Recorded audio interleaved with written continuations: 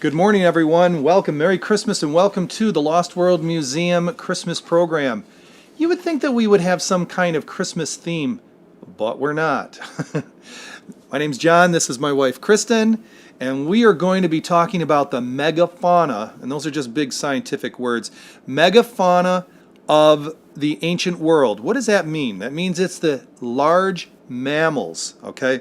And I've got some information here. I'm going to show you 4 different large mammals today. It's going to be lion, bird, we're going to talk about the gigantopithecus, which is the giant monkey, and we're going to talk about the beaver, the giant beaver. It's really cool. So I'm going to give it to you from 2 different perspectives.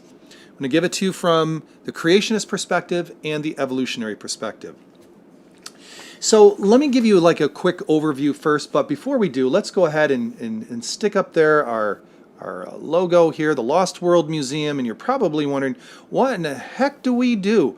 Well, we talk about the origins question. Apes, aliens, or Adam? Mm-hmm. Yep. Where did we come from? Did we come from an ape-like creature 3 to 4 million years ago, or perhaps aliens were involved in our evolution? Or could it have been that we were created some 6 to 10,000 years ago, and we came from Adam and Eve? So which is it? So that's what we talk about, and we do give different perspectives. We are young Earth creationists, and today we're going to talk about the megafauna, which is going to be a lot of fun. So let me just kind of give you an idea of what that may look like. Here we go. Woo! There's the megafauna. Look at those big bad boys there. Look at them. Yeah. It's fascinating when you start looking into how big some of these animals were pre-flood. And just as a bonus, we're going to give you on this, look, you see the which we're not going to cover. Do you see the penguin right there? Let me just move that up there. That's modern day penguin of 3 feet. They have found penguins as large as 5 feet tall. How did they get that way? Well, we're going to talk about that. And I just want a real quick commercial announcement. If you like what you're seeing here and you want to get in touch with us, or you want to join our text group, here it is. It is a free text that you can text us to in the United States and Canada only, and we will then, in turn, text you back, answer a question, and include you in our alert system, which means that whenever we go live or we have a new piece of content, we text you the link. All right, and I'll get you that at the end again as well. So why so big? What do evolutionists say? Well, interesting. Oops. Evolutionists say that they got large for a reason. Now, understand, before, and I'm giving this to you from the evolutionary timetable and evolutionary perspective. Then we'll go to the creationists in just a minute. So the evolutionary idea is this. Dinosaurs died out 65 million years ago. There were mammals, but small ones, rats, small dog type creatures. And just as an aside, that's what we came from. Small dog-like creature that existed during the dinosaur period. After the dinosaurs died out, the idea was they left all this wonderful foliage, all this foliage that gave them such largeness. The foliage was there for the mammals to start to diversify. They had no competition. They weren't being eaten up by any predator. And so they started to grow. And within 25 million years of the death of the dinosaurs, or approximately 40 million years ago, they peaked at their height of pretty much around the world. That's the idea. So they maintained that, or they lost it, or they died out from then to about 10,000 years ago with the final demise of the woolly mammoths, okay? And others too. So that's kind of a brief synopsis on it. So that's why they were big, nutrition. And what killed them? There's a couple of theories. They vacillate between it being humans doing it, coming on the scenes and knocking them out, and environmental change, or both, okay? So if it went from bamboo trees to grasslands, well, they'll attribute that to the wiping out of the megafauna or whatever animal that was existing at the time that required that kind of nutrition. Or humans got on the scene and they helped in the process of wiping them out. So that's briefly what evolution has to say about megafauna. All right, so let me just, and here's just a screen. The herbivores grew, that is the plant eaters, grew large first. Perhaps they had an advantage in eating the vegetation left flourishing after the plant-eating dinosaurs were gone. Okay, so that's their take on it. Okay, seems logical. What does creationists say? Here's what creationists say. Creationists say that everything was created 6 to 10,000 years ago. The environment supported giantism as we would refer to it today. It was normal then, the environment. And many things were large, including plants and animals. Let's show, why don't we show the... Modern or small? Modern right now. Oh, let me put it back in the frame with us. So this is a modern horsetail. In New York, they grow maybe 30 inches on average. And in other countries like Peru, when we were there earlier this year, I saw them 8.5 feet tall. And then in Chile, which I did not get a chance to get to yet, they still grow 20 to 24 feet roughly. So depending on the right conditions, you can get them pretty big. See if we can get... It's not focusing on it. They're typically segmented. Sometimes they have arms that splay off from each of the joints. But in the ancient world, they were a lot bigger. This is the stem. They called them calamites at that point, but it's a horsetail. The thing is, though, this was a small one. These things can grow to be a meter across, so they get pretty big. 120 or so feet tall in the fossil record. So the plants were luxurious and large. Not all of them, but a majority. And so were the insects large, the fish were large, the animals, the mammals were large. We're going to show you just exactly how large they got. So let's go to... So as a creationist, we would say that God created everything magnificent, tall, strong, intelligent, beautiful, whether you're talking about people or, plants and animals. And that through the centuries, we've gotten dumber, shorter, and uglier based on, the world not being the way it was pre-flood. The situation, the conditions are different, the air pressure, the amount of oxygen, the soil nutrition level. There's a lot of factors that changed with the flood and that tremendous disruption. And so you don't have the ability to sustain that level or that kind of growth and magnificence that we used to. All right, so let's go ahead and move on, and we're going to talk about the American lion. Now, I'm going to show you a model of how big an American lion was. Now, American lion is the largest of all the lions, and here he is right here. And this is how big he would have been up against an individual. So they were approximately... Up against a modern human. Yep. It's not in focus. Let's put it closer to us. Sure. So they were about 5 feet at the shoulder, 11 feet long, and they weighed 1,100 pounds. They are the largest cat that ever lived. Now, they have found 80 of these carcasses, or excuse me, I should say remains, in the La Brea tar pits, actually. 80 of them, which is really cool. Now, according to evolution, these lived between 340,000 years ago to 11,000 years ago. It seems to be that cutoff at 10 or 11,000, according to evolution, where all the megafauna, if there were any left, the ones that were left, died.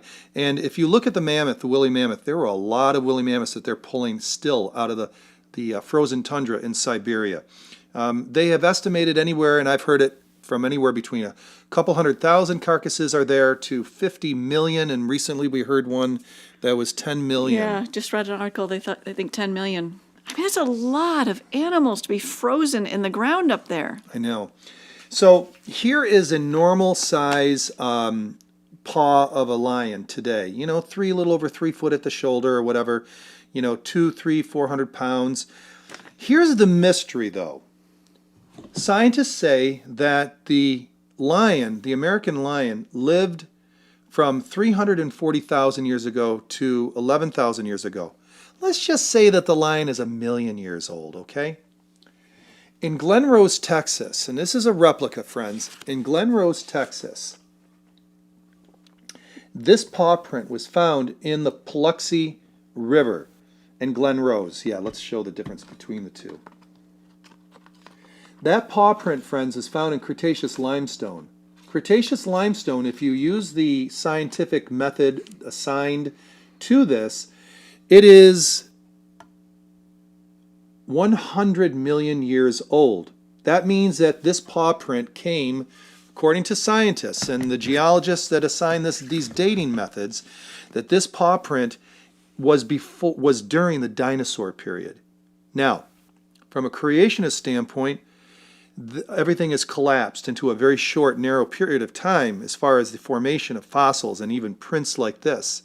And everything, including dinosaurs and the larger cats and humans, were in that 6,000 to 10,000 year period. There was a worldwide flood, according to creationism, that produced almost all the fossils that we see today, including any footprints in limestone, and that the formation of limestone is only 4,500 years ago. Can rock form quickly? That's another topic for another discussion, but you'll see from some of the videos that we put up on YouTube and TikTok, it can.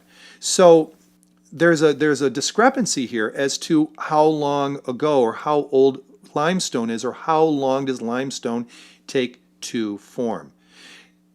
Creationist standpoint, things seem to fall together a little bit easily. From the evolutionary standpoint, when you add this into the mix, this becomes either anomalous, incorrect, carved, or there's just something, it's something to be ignored, really, because of all the other evidence. That's the point. All right. So that's the giant lion, American lion. All right. And we have, I'll just show the lion. That's what it looked like. And again, the giant paw print, as we've seen here. All right. Let's talk about the elephant bird. Elephant bird is cool, but before we do, I'm going to show you, this is the giant moa. The giant moa is overlapping my wife's face. The giant moa was around, again, it was like 8-9 feet tall. Not as heavy as the giant elephant bird, but I just wanted to show you that. And it lived at the same time that the giant elephant bird, or at least it died out around the same time. Supposedly they died out right around 1000 to 1200 AD on the island of Madagascar. That's where they were last seen, okay, or even ever heard of. The giant elephant bird, let me get you a picture of it, was 10 feet tall. Check out the egg. Now, we wanted to show you the difference between, that's a California condor. This is that's a hummingbird egg, okay? Now, you ready to show the, here, Kristen, why don't you go ahead and show the giant elephant bird egg.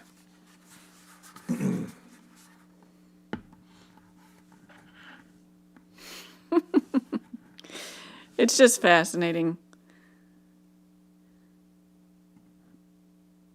Oops, there we go. That giant elephant bird egg is 13 inches tall, and it would have weighed 22 pounds. Now, this is a replica of an actual elephant bird egg. They're very rare. This right here contains 160 regular chicken eggs that could fit inside of this. That's how big this egg is. This was produced by a bird that weighed 1,600 pounds and was 10 feet tall. And so you can see that giantism still continued on after the worldwide flood. Again, that's from the creationist perspective.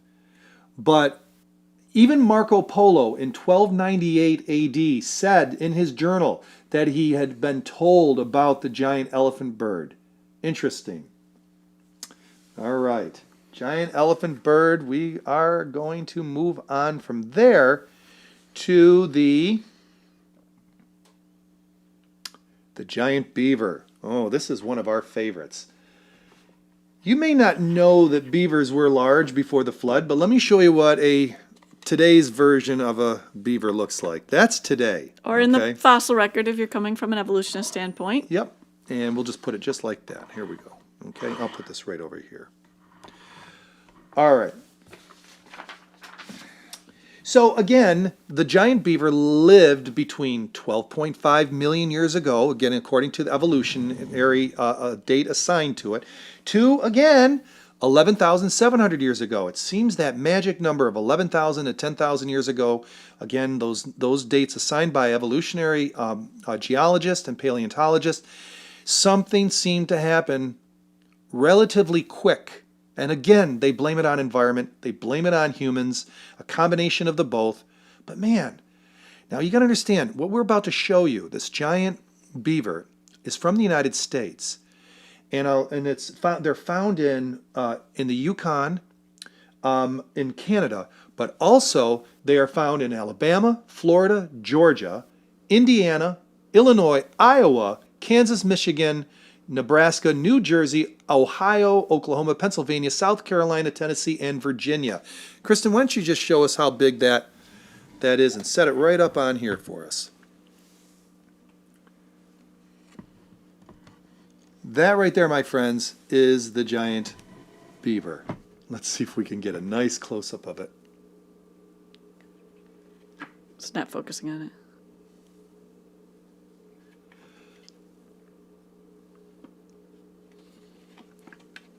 Back here it is, yep.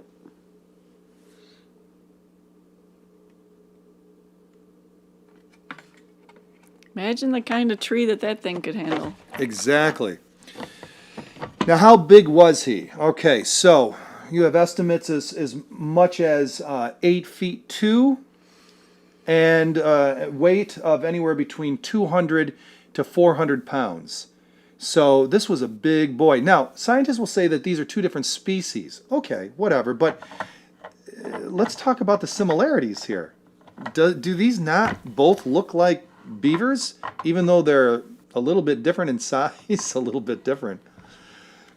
So, let me see if we can tell you. Oh, so when did they live? According to evolution, 1.8 million years ago to, guess what? 11,000 years ago. There's not much known about them, but let me tell you why they died. You ready for this? Here is the evolutionary understanding of why they died. Then I'll give you the creationist view. The reason why they died is the smaller brain, proportionally, may have stupefied them so that they kept bumping into things, and in their environment enough to extinct them. So they became stupid and they became clumsy. At the end of the last ice age, okay, so they happened to survive 2.5 million years. And evolution dealt them a really bad hand by decreasing their brain size. But if it was that size in the beginning of its evolutionary process, I'm just saying, then it lasted 2.5 million years being pretty stupid, which is really interesting. And it just so happened to die off 11,000 years ago. Something is up. And I'm telling you something, there were mammoths in the United States, there were these guys in the United States, and they were 8 feet. Now, if you got ooga booga people coming over that really aren't that big, and they're not that smart yet, and they're coming over, how many of them are there? A few thousand? How many of you think these beavers and mammoths existed? Mammoths whose shoulder would be anywhere between 9 to 14 feet, and they're going to kill them all off, or at least make some kind of dent in the population? That seems a little bit far-fetched to me, only because if you isolate the animal and just say that, then it may seem plausible. But when you collectively put them all together and say, and yeah, they came over here through Siberia, and they just started killing them off. Well, when did we get over here from Siberia? Well, it used to be 14,000 years ago. So what, in 3,000 years they killed them all off, or at least assisted, while the environment was changing? The creationist point of view is this, that this bad boy right here was caught up in a worldwide flood 4,500 years ago and died, and the fossilization process, a rapid process that requires that when it's buried or when it dies, it be covered over immediately with other sediment that locks it in from air, from vermin, from anything that's going to get at it, and then begins the transfer process of the minerals and the bone so that it becomes a fossil. They say fossils are rare. Well, they do find a lot of fossils, but that's the explanation from the creationist perspective.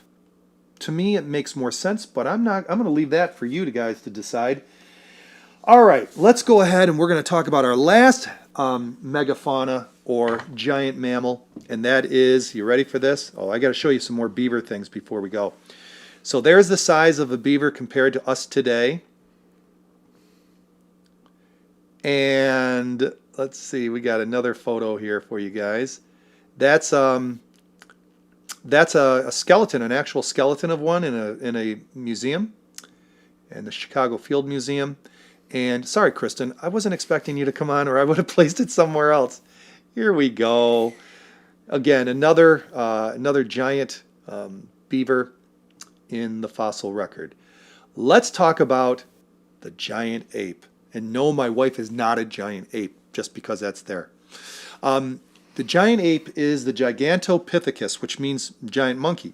And it is fascinating. Let's talk a little bit about that. Let's see here. This right here is the replica of the gigantopithecus. It is approximately, and you know what? That guy's probably 6, 7, 8. I think that replica is actually small. The gigantopithecus is 10 feet tall. I would say that probably one more head up and you've got your correct size for it. But that is a beautiful model of one. The Gigantopithecus were found in 1935, and it was by accident, actually. China, you would extract these teeth, grind them up, and sell them in their pharmacy. They would also sell the teeth and call them dragon teeth. They're quite large. Let me see if I can get you a... Imagine how many of them and what was ground up. Oh, I know. How big some of them might have Doesn't been. he look pretty? He's just getting his daily little, makeup. Okay, so that may not seem gigantic or whatever, but compared to my molar, it's probably twice the size. Think about it. What's pressed between his thumb and forefinger is probably the size of a regular human molar. So that is quite large comparatively speaking. And there's the jaw of a Gigantopithecus. And again, Kristen, I'm sorry, let me put that down That's here. okay. I'm going to show you a replica of one. And now, you notice this right here? That right there is only a portion. This is only a portion of the, and I'm going to try to get a nice close-up so you can see. This came from Germany, this replica right here. So this is not the entire jaw. Right.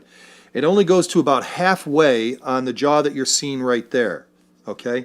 So, let's see. Right about here. You can see how much further past it goes past my face. I think you get the idea, though.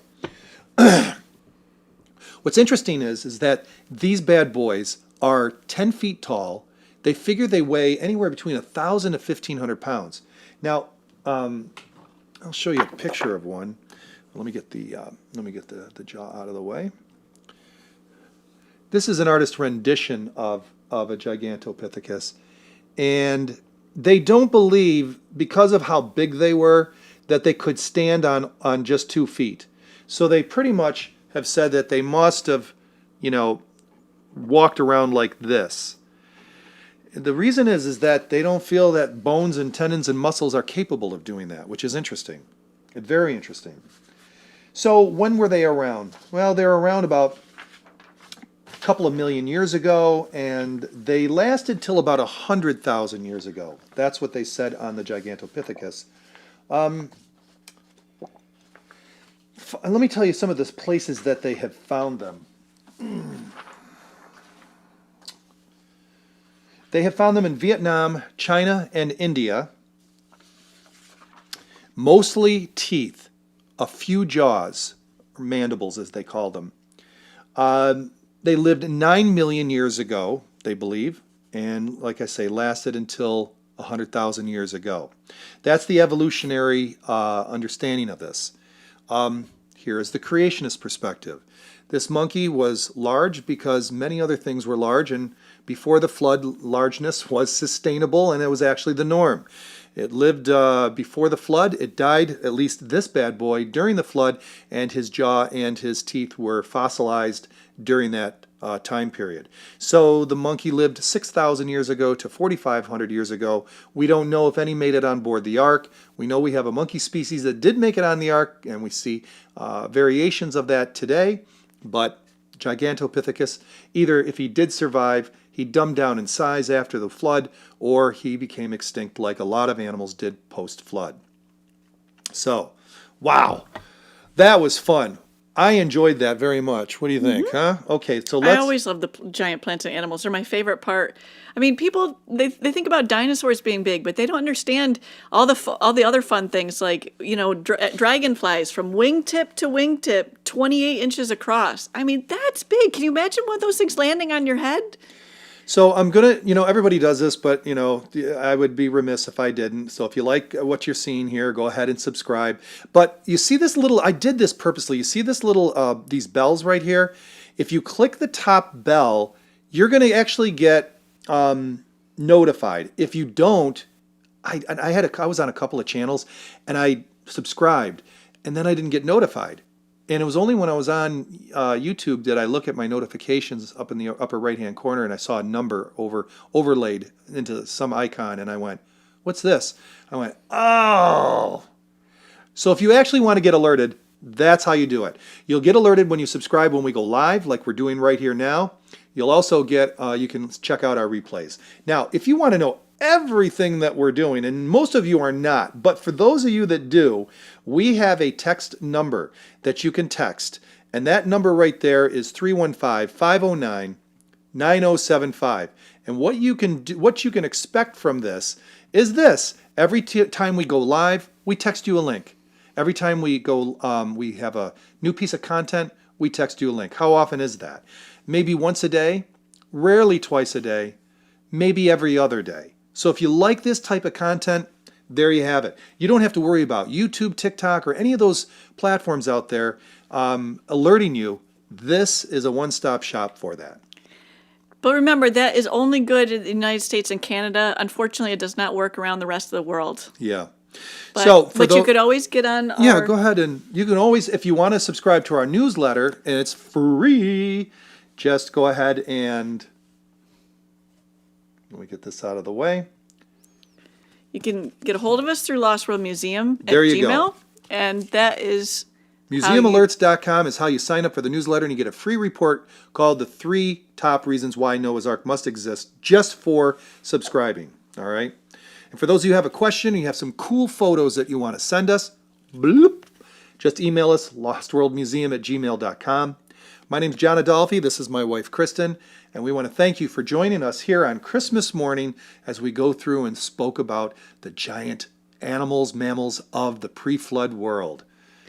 Yeah, and we do hope we can meet some of you. We will be in Texas probably in April, so yeah. Okay. We'll let you know. 2022 is going to be an awesome year, and we hope to have you come along for the ride. Take care.